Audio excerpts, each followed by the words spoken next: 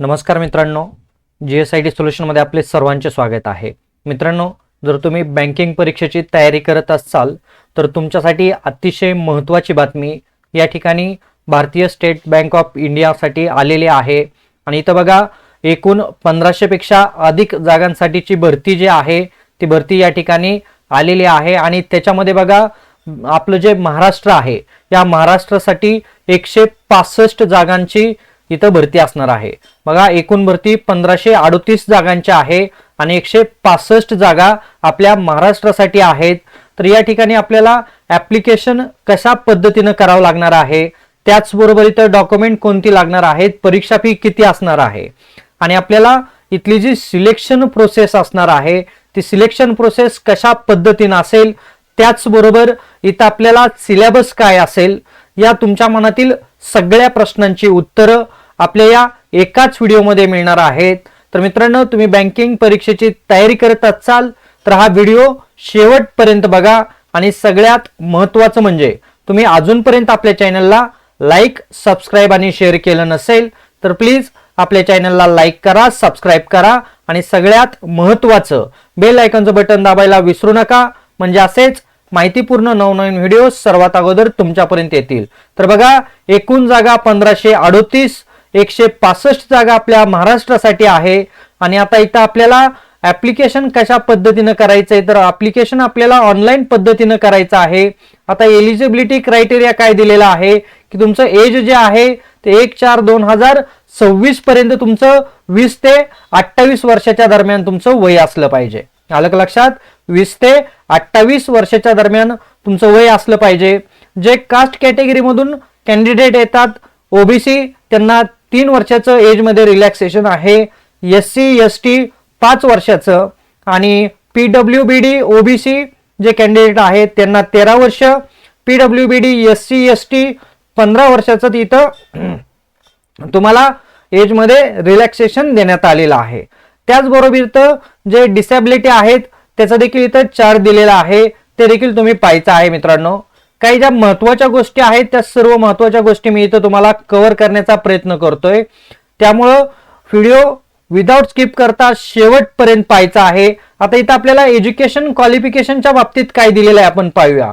तर education qualification बघा काय असणार आहे, तर तुमचं मिनिमम ग्रॅज्युएशन तुमचं असणं आवश्यक आहे।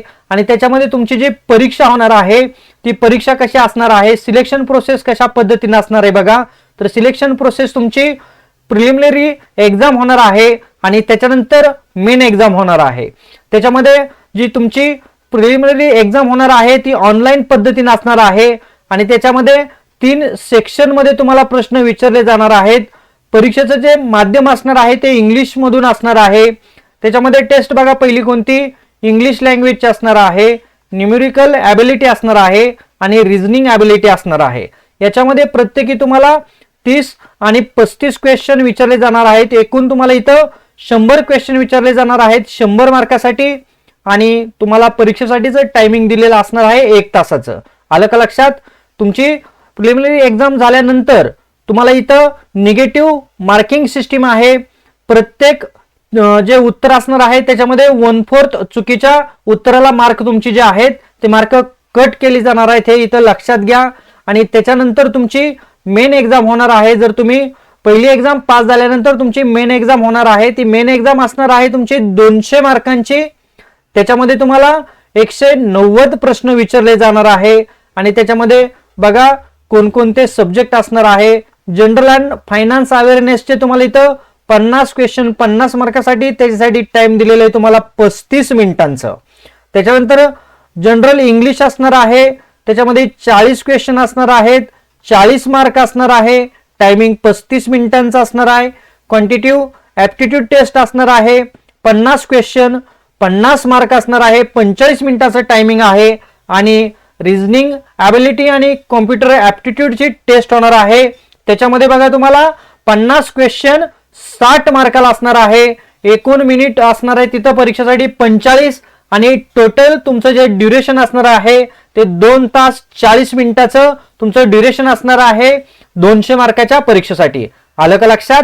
किती ड्युरेशन असणार आहे? तुम्ही पहिली परीक्षा पास झाल्यानंतर तुम्हाला मेन एक्झाम द्यायची आहे आणि त्याच्यानंतर तुमचं फायनल सिलेक्शन जे असणार आहे ते सिलेक्शन होणार आहे.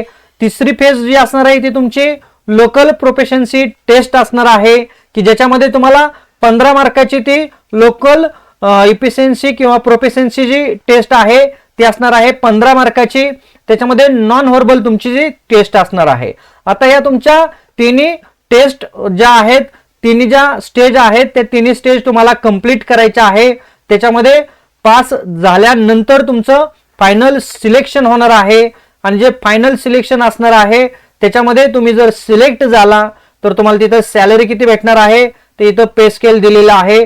64,480 रुपये इतकी तुमची सॅलरी असणार आहे, हे इथं लक्षात घ्या मित्रांनो. त्याच्यानंतर आपल्याला इथं बघायचं आहे की जे काय ऍप्लिकेशन फी आहे ते ऍप्लिकेशन फी किती असणार आहे तर SC, ST, PWBD, XCS, DXS यांच्यासाठी नील असणार आहे आणि OBC कॅन्डिडेटसाठी 750 रुपये इतकी तुम्हाला काय असणार आहे इथं परीक्षा फी असणार आहे. त्याच्यामध्ये बघा आपल्याला ऍप्लिकेशन जे करायचे आहेत ती SBI ची अधिकृत वेबसाईट दिलेली आहे. ही वेबसाईटची लिंक मी तुम्हाला व्हिडिओच्या डिस्क्रिप्शन बॉक्समध्ये देखील दिलेला आहे. त्याच्यावरती जायचं आहे आणि आपल्याला ऍप्लिकेशन फॉर्म फिलअप करायचा आहे. आलं का लक्षात? त्याच्यामध्ये तुम्हाला काही इथं बेसिक इन्फॉर्मेशन दिलेले आहे की तुम्ही फॉर्म भरत असताना तुमचा आयडेंटिटी प्रूफ असला पाहिजे, तुमचं बायोमेट्रिक व्हेरिफिकेशन तिथं केलं जाणार आहे.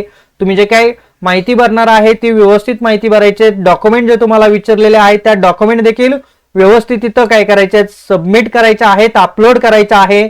तुमचा ईमेल ID, फोन नंबर देखील व्यवस्थित टाकायचा आहे, आधार नंबर देखील तिथं व्यवस्थित फिलअप करायचा आहे मित्रांनो, हे लक्षात घ्या.